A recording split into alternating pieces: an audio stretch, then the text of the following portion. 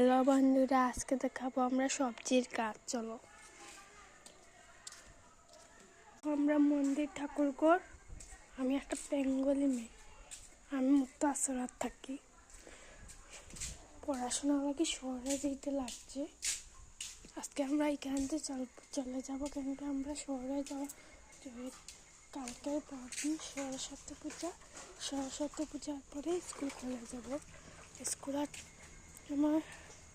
আর শেষ হওয়ার পরে আমাকে 6-এ ওঠার পরে বন্ধ যে সময় আসবে আরবার আসবো। চলো যাই।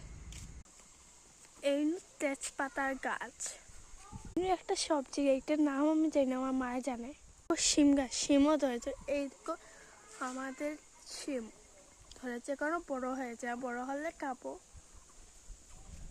আমি সব একলগে দেখাইবো। চলো আমরা রাস্তাতে চলো।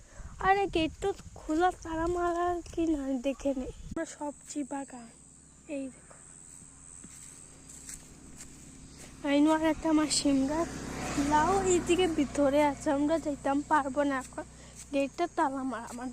আমার দুজনের কাছে তালা আছে। এই দেখো সবজি বাগান, এখানে সব আছে, বৃষ্টি ডাল বাই সব আছে।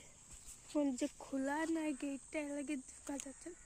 এই দেখো সুন্দর না, ওদিকেও আছে, দেখাবো দাঁড়া কিরকম লাগলেও। আমরা সবজি গাছ এদিকেও আছে, দেখানি যাবে না, আমার মায়ের ডাকবে, আমার মা আমাকে ডাকছে। এইনু বড়ইয়ের গাছ, চলো যাচ্ছে। এই দেখো বড়ইও ধরেছে।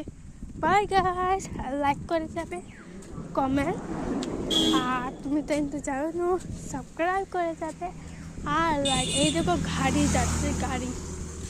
চলো আমরা গাঁওটা দেখাইনি। এই আমরা গ্রাম। ফলের গাছ এখানে আছে। তো এখন গেটটা মারিয়ে নেই, এরপর কথা বলছি, লাইক করবেন। সরি এখানে তো ভাই শুনি। আর একটা আছে এখানে, একটা আছে এখানে মাটি দেওয়া হয়ে গেছে। আর এইদিকে পুপি একটাতে মা না করতে যাবার লাগে।